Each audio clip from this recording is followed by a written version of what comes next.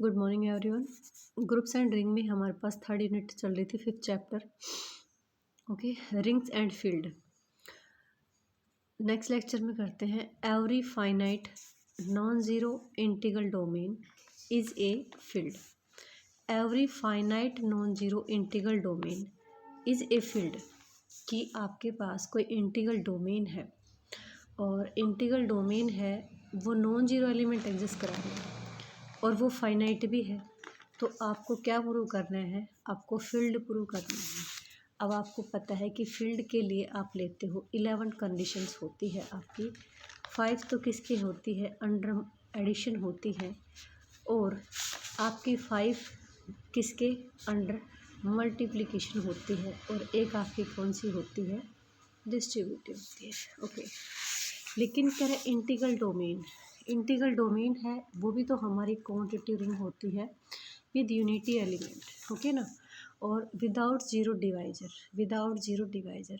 अब कह रहे हैं कि आपको इंटीग्रल डोमेन को हमें फील्ड प्रूव करना है, तो इंटीग्रल डोमेन को ये आपके पास कॉम्यूटेटिव रिंग है। सिर्फ आपको पास दो चीज़ें फाइंड आउट करनी है। कौन कौन सी? एक तो इसने एक बात तो इसने यहाँ पे तय कर दी कि नॉन ज़ीरो एलिमेंट है, तो नॉन ज़ीरो एलिमेंट है, दैट मीन्स हम अंडर मल्टीप्लिकेशन प्रत्येक एलिमेंट का क्या एग्जिस्ट करा सकते हैं गाइस? इनवर्स एग्जिस्ट करा सकते हैं। ओके, दूसरा हमारे पास चाहिए यूनिटी एलिमेंट, ठीक है, आइडेंटिटी एलिमेंट, इसका आइडेंटिटी एलिमेंट चाहिए आपको। ओके, तो देखिए चलते हैं करने के लिए कोर्स प्रूफ को। लेट एफ आपके पास finite non zero integral domain, जैसा कि इसने बोला कि एवरी फाइनाइट, कि एफ जो है वो नॉन ज़ीरो इंटीग्रल डोमेन है फाइनाइट एलिमेंट्स के साथ, और एलिमेंट्स हमने ले लिया 1 2 से लेके n तक। ओके, अब हमने जहाँ तक पढ़ रखा है, इसने इंटीग्रल डोमेन दिया है कि इंटीग्रल डोमेन का जो मतलब है हम वो अप्लाई करेंगे। आप ये सोच रहे हो कि इंटीग्रल डोमेन में commutative ring with unity element लिया था ना आपने, लेकिन अगर यूनिटी एलिमेंट होता तो हम इसको फील्ड क्यों प्रूव करते? क्योंकि यूनिटी है तो इन्वर्स भी रख लेगा। तो हमारे पास हम कॉम्यूटेटिव रिंग लेंगे सिर्फ, इसमें ज़रूरी नहीं है कि यूनिटी एलिमेंट अपना एग्जिस्ट कराए भी ना कराए, ठीक है।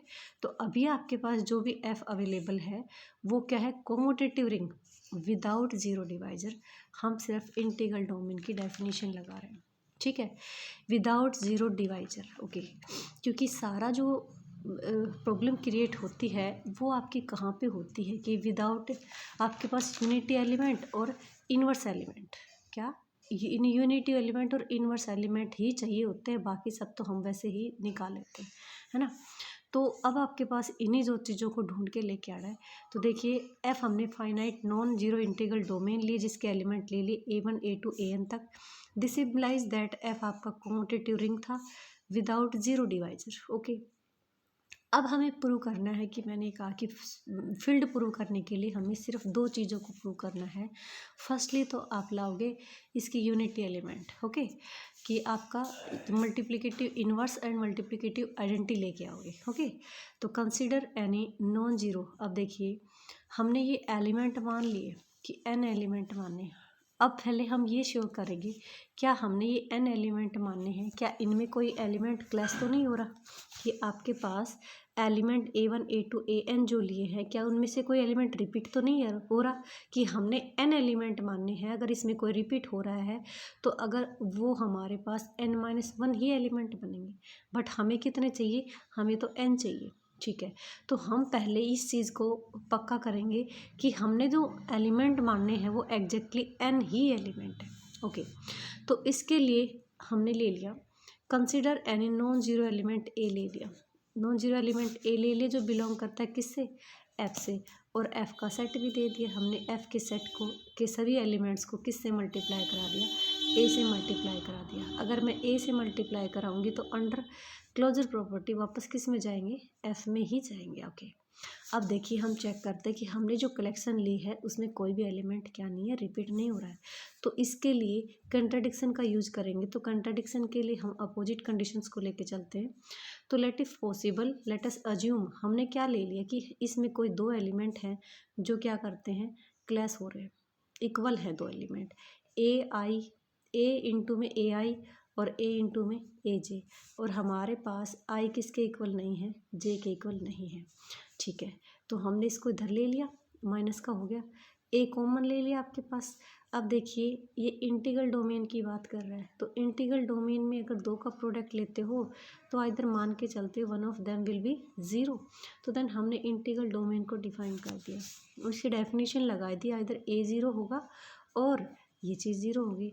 ओके, आपने क्या पढ़ा है क्वेश्चन के स्टेटमेंट में कि आपके पास जो भी every finite non zero integral, non zero integral, तो ये आपने f माना था, ये f का एलिमेंट है, तो f कोई भी नॉन ज़ीरो एलिमेंट नहीं रखता, तो ये a कहाँ से आ गया, तो मतलब कि हम a को तो लेंगे नहीं।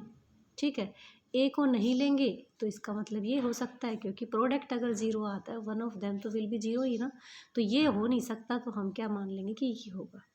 ओके, ले लिया, ए आई किसके इक्वल होगा, ए जे के।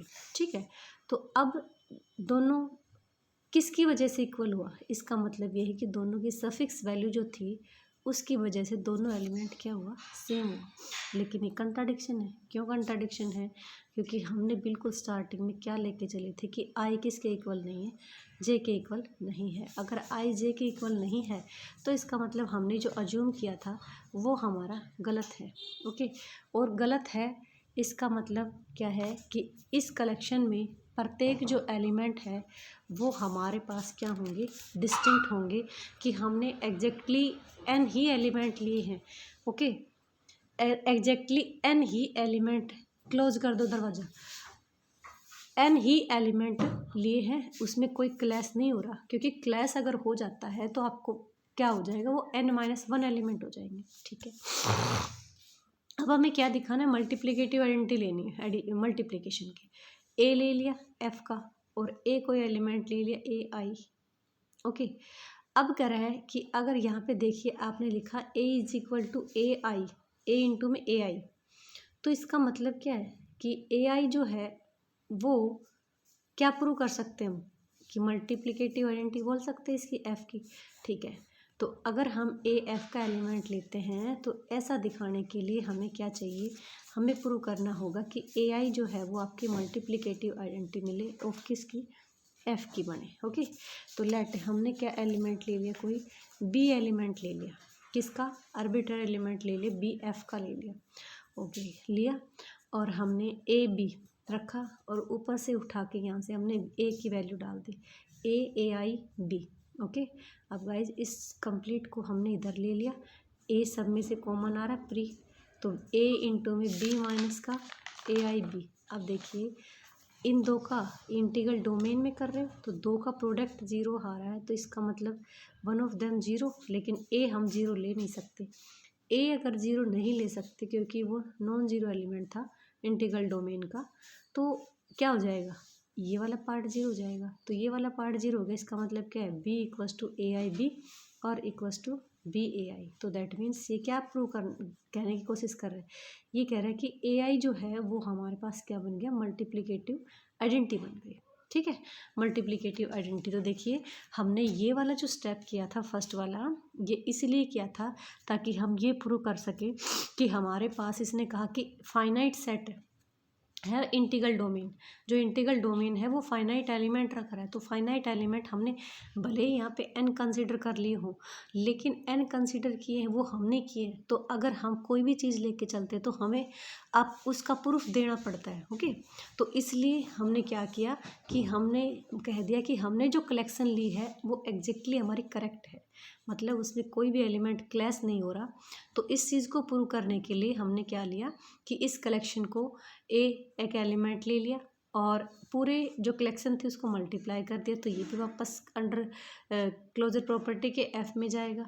अब हमने मान लिया कि हम ये चीज़ प्रूव करना चाह रहे हैं कि हमने जो कलेक्शन मानी है उसमें एग्जैक्टली डिफरेंट एलिमेंट है सारे, और वो भी एन है, तो इसके लिए कंट्राडिक्शन का यूज करेंगे।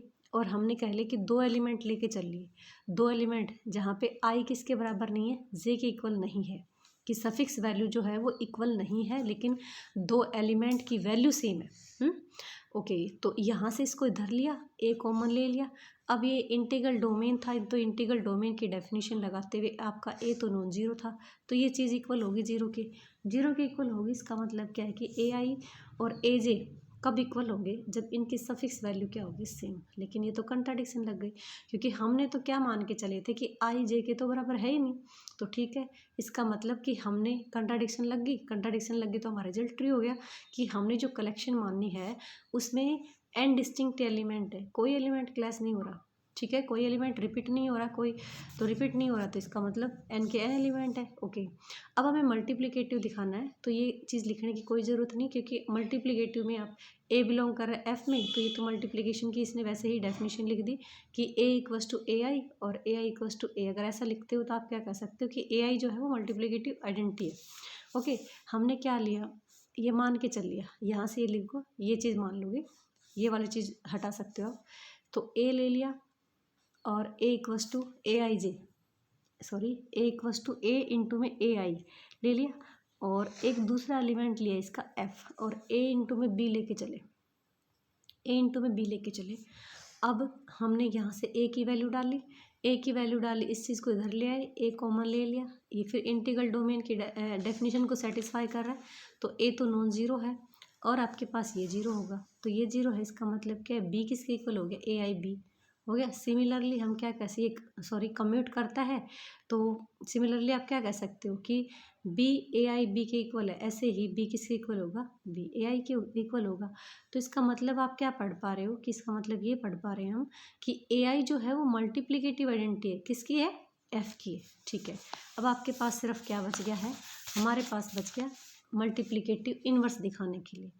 लेट अगर मैं मान लूँ कि वही मेरा आई ए आई जो है वो वन है, ए आई क्या है मेरा, वन है, और ए आई किसका एलिमेंट था, एफ का था, तो वन बिलोंग करेगा किससे, एफ। तो आप क्या कह सकते हो कि आपका जो एफ था ना, आपका एफ कॉम्यूटेटिव जो रिंग था वो क्या बन गया, with unit element, with unit element exist कराता है। ठीक है, अब कह रहा है कि वन को क्या लिख सकते हो, ए इंटू में ए आर, वन को हमने लिख दिया ए इंटू में, one equals to A into में ए आर, आर कोई भी नंबर ले लें, क्योंकि ये अभी क्या रख रहा है, मल्टीप्लिकेशन की आइडेंटिटी तो मिल गई ना, तो ए इंटू में ए आर लिखा, ये सब हम इन्वर्स एग्जिस्ट कराने के लिए लिख रहे हैं। अगर वन इंटू में ए आर है लिख सकते हो, तो इसका मतलब क्या है कि एक जो है वो दूसरा एलिमेंट का क्या है, इन्वर्स है, तो A R is the multiplicative inverse of non zero element A हमारे पास नॉन जीरो एलिमेंट था, तो इन दोनों का प्रोडक्ट अगर आपका वन आता है तो इसका मतलब क्या है कि ए आर है वो ए का क्या होगा, इन्वर्स होगा। ठीक है, तो जैसा कि क्वेश्चन में हमने पढ़ा था कि इसको फील्ड प्रूव करने के लिए हमारे पास दो चीज़ों की कमी है यहाँ पे, एक तो आपका मल्टीप्लिकेटिव आइडेंटिटी चाहिए, दूसरा मल्टीप्लिकेटिव इन्वर्स। तो ए आर हमने मल्टीप्लिकेटिव इन्वर्स निकाल लिया और ए आई पीछे हमने मल्टीप्लिकेटिव क्या निकाली थी, आइडेंटिटी। तो every non zero element of F has multiplicative inverse कह सकते हैं, और आपके पास क्या बन गया, ये फील्ड बन गया। ओके, नेक्स्ट क्वेश्चन है, A division ring, A division ring has, division ring का दूसरा नाम क्या पढ़ा था आपने, स्क्यू फील्ड पढ़ा था। हैज़ नो जीरो डिवाइजर, कि जीरो डिवीजन रिंग के पास क्या हो ना हो, कोई भी नो जीरो डिवाइजर हो, has no zero divisor. Okay, F आपके पास डिवीजन रिंग है, एफ डिवीजन रिंग है तो एफ का वो लगा दीजिएगा, डिवीजन रिंग है, एफ आपके पास रिंग भी होगी विद यूनिटी एलिमेंट, और इट्स नॉन जीरो एलिमेंट क्या पजेस करेंगे, अपना मल्टीप्लिकेटिव इन्वर्स पजेस करेंगे। ठीक है, मल्टीप्लिकेटिव इन्वर्स पजेस करेंगे, हमने दो एलिमेंट ले लिए ए और बी, किसके ले लिए, एफ के ले लिए। अब इन दोनों का प्रोडक्ट हमने क्या लिया, जीरो लिया।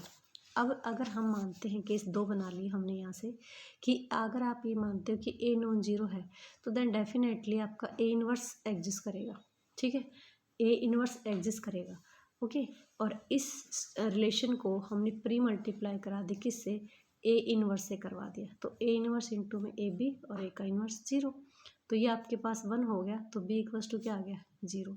इसको दिखाना था हैज नो ज़ीरो डिवाइजर, मतलब विदाउट ज़ीरो डिवाइजर, सेम बात है, विदाउट ज़ीरो डिवाइजर। तो विदाउट ज़ीरो डिवाइजर आप इसे सोच रहे हो कि A B equals to zero क्यों लेके चले, क्योंकि ये क्या कह रहा है, इसका दूसरा नाम जो है वो यही तो है, without zero divisor, without zero divisor. Okay, ठीक है। तो विदाउट जीरो डिवाइजर में ए बी को जीरो के बराबर तो लेके ही चलोगे, और उसके बाद हमें क्या दिखाना है, one of them will be zero.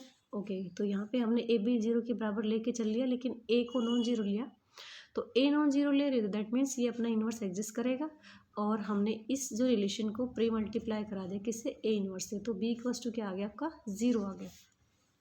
Second case में हमने ले लिया कि अगर हम मानते हैं कि बी नॉन जीरो है, बी अगर हम मान लेते हैं कि नॉन जीरो है, तो in this case B inverse exist करेगा, बी इनवर्स एग्जिस्ट करेगा। इस रिलेशन वन को दोनों तरफ किससे मल्टीप्लाई करा दिया, पोस्ट मल्टीप्लाई कराया आपकी बार किससे, बी इनवर्स से। प्री का मतलब होता है आगे से मल्टीप्लाई कराना, पोस्ट का मतलब होता है पीछे से मल्टीप्लाई कराना। हो गया, तो ये आपका ए बच जाएगा यहाँ पे, और ये आइडेंटिटी हो गया, तो ए इक्वल्स टू क्या आ गया, जीरो आ गया। तो देखिए दो केस ले ली हमने कि अगर हम ए को नॉन जीरो मानते हैं तो आपका बी जीरो मिल जाता है, बी नॉन जीरो मानते हैं तो आपके पास ए जीरो मिल जाता है।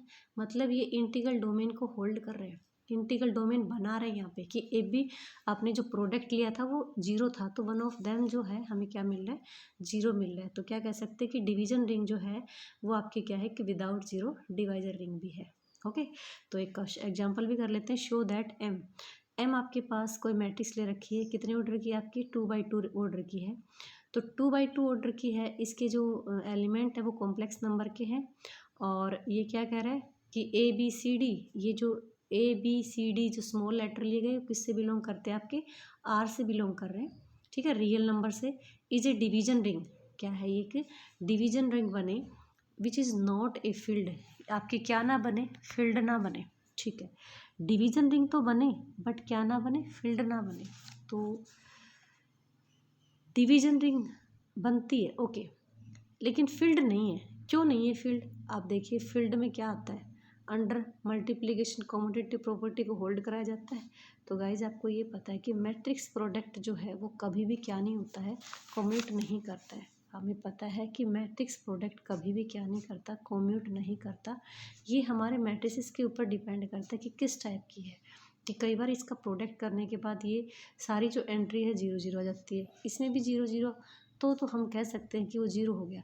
लेकिन हम इस चीज़ को जनरलाइज नहीं कर रहे कि हम ये नहीं कह सकते कि प्रत्येक कोई भी दो मैट्रिक्स रैंडमली उठाइए और उसका प्रोडक्ट जो है प्री और पोस्ट मतलब कम्यूट करता हो, तो कम्यूट नहीं करता। तो ये कह रहा है कि आपके पास ये डिवीजन रिंग तो है, तो डिवीजन रिंग ये कंडीशन सेटिस्फाई करा देंगे, बट फील्ड नहीं है। तो आपके माइंड में पहले ही आ जाएगा फील्ड क्यों नहीं है, क्योंकि ये जो सेट लिया था, आप जो भी सेट लेके चल रहे हो वो मैट्रिक्स के ऊपर है, और मैट्रिक्स जो है वो कभी भी कम्यूटेटिव कम्यूट नहीं करती, मैट्रिक्स प्रोडक्ट कम्यूट नहीं करता। इसको दूसरे उसमें ले सकते हो कि गिवन एग्जांपल, अगर डिवीजन रिंग क्या बने आपका, डिवीजन रिंग है लेकिन फील्ड ना बने, तो डिवीजन रिंग फील्ड नहीं बने और एग्जांपल, तो एग्जांपल के तौर पे आपको ये मैट्रिसेस याद रख लेना। ओके, तो देखिए इसकी प्रॉपर्टीज़ प्रूव करना है, और मेनली जो था मैंने वो तो बता ही दिया कि इसका मतलब क्या है, ठीक है। एम ले ली जिसमें 2x2 मैट्रिक्स है, कॉम्प्लेक्स नंबर पे ले लिया, तो अंडर एडिशन आप 5 प्रॉपर्टीज़ प्रूव करोगे क्लोजर प्रॉपर्टी की। तो 2x2 ऑर्डर की मैट्रिक्स लोगे, ऐड करोगे, कॉम्प्लेक्स नंबर का दो एलिमेंट ले रहे कॉम्प्लेक्स फॉर्म के, तो वापस ऐड करोगे तो वो भी कॉम्प्लेक्स फॉर्म के ही होंगे, लेकिन 2x2 मैट्रिक्स मिलेगी जो आपको एम में जाएगी। एसोसिएटिव को भी होल्ड करता है, आपका एग्जिस्टेंस ऑफ आइडेंटिटी एलिमेंट भी एग्जिस्ट करेगा, ठीक है, एग्जिस्टेंस ऑफ इनवर्स भी एग्जिस्ट करेगा, क्योंकि बिलोंग कर रहा है किससे, एम से। मतलब आपके जो आइडेंटिटी एलिमेंट है वो भी 2x2 का मिलना चाहिए, जीरो जीरो, ठीक है। और इन्वर्स जो है, अगर मैट्रिक्स 2x2 की ले रहे हैं उसका एडिटिव इन्वर्स भी तो 2x2 का ही होगा। हमें यहाँ पे सिर्फ 2x2 से मतलब है, क्योंकि m जो है वो 2x2 का लिया है, उसके सारे जो एलिमेंट हैं वो कॉम्प्लेक्स फॉर्म में लिया है, ठीक है। कॉम्यूटेटिव ला एडिशन के तो होल्ड करता है, मल्टीप्लिकेशन नहीं करता, ठीक है। तो एडिशन की पांचों कंडीशंस को होल्ड कर दिया इसने। अब प्रॉपर्टी ऑफ अंडर मल्टीप्लिकेशन लेंगे, क्लोजर प्रॉपर्टी, अब 2x2 मैट्रिक्स का मल्टीप्लाई करोगे तो वापस क्या जाएगा, एम में ही जाएगा, क्योंकि 2x2 दो मैट्रिक्स है, उनका प्रोडक्ट भी 2x2 का ही मिलेगा। ओके, एसोसिएटिव प्रॉपर्टी होल्ड करता है अंडर मल्टीप्लिकेशन, तो ये भी हो जाएगा। एग्जिस्टेंस ऑफ आइडेंटिटी, तो आइडेंटिटी एलिमेंट 2x2 के आइडेंटिटी एलिमेंट आप क्या मानोगे, 1 0 0 1, और इसको ये भी मल्टीप्लाई करेगा, इन्वर्स एग्जिस्ट करेगा। अब एग्जिस्टेंस ऑफ मल्टीप्लिकेटिव इन्वर्स, अब 2x2 मैट्रिक्स है तो ये अपना इन्वर्स भी एग्जिस्ट करेगा, क्योंकि 2x2 ही तो इन्वर्स मिलेगा, एडिटिव इन्वर्स भी 2/2 मैट्रिक्स होगा और मल्टीप्लिकेटिव इन्वर्स भी आपका 2/2 होगा। ये देख लीजिएगा कैसे, किसका डिटर्मिनेंट किया हमने, डिटर्मिनेंट क्या है, नॉन जीरो। तो डिटर्मिनेंट नॉन जीरो आया तो डेफिनेटली ये अपना क्या करेगी, इन्वर्स एग्जिस्ट करेगी। और कितने ऑर्डर का करेगी, 2 ऑर्डर का करेगी। तो 2 ऑर्डर का अगर इन्वर्स एग्जिस्ट करता है तो दैट मीन्स बिलोंग्स टू किससे, एम से। तो हमें एम में ही चाहिए, हमें इसका कोई इस टाइप से इन्वर्स निकालने का ज़रूरत नहीं है। हमें सिर्फ ये दिखाना है कि अगर ये अपना इन्वर्स एग्जिस्ट कराती है तो वो इन्वर्स भी आपका एम में जाए, मतलब वो भी आपका 2/2 ही बने। तो डेफिनेटली अगर आप 2/2 मैट्रिक्स ले रहे हो तो उसका इन्वर्स भी तो 2/2 का मिलेगा। ठीक है, सभी चीज़ें होल्ड हो गया। डिस्ट्रीब्यूटिव भी प्रॉपर्टी होल्ड हो जाएगी कि इसमें आप 3 एलिमेंट लेते हो, ए इंटू बी प्लस सी। तो इसको डिस्ट्रीब्यूट कर सकते हैं इसके साथ, ए के साथ लिख बी के साथ लिख सकते हैं, एक बार सी के साथ लिख सकते हैं। ओके, ऐसे ही ए प्लस बी इनटू में सी भी खोल सकते हैं। अब देखिए सब चीज़ें होल्ड हो गई, लेकिन मैंने क्वेश्चन में बिल्कुल स्टार्टिंग में ही बोल दिया था कि कॉम्यूट ये फील्ड क्यों नहीं बनेगा, क्योंकि ये अंडर मल्टीप्लिकेशन कम्यूट नहीं करेगा, इसीलिए नहीं। तो इसने एग्जाम्पल दे दिया, लेकिन अगर आप एग्जाम्पल ना देना चाहो तो भी डायरेक्ट बोल सकते हो कि मैट्रिक्स प्रोडक्ट जो है वो कभी भी कम्यूट नहीं करता। ठीक है, thank you, have a nice day.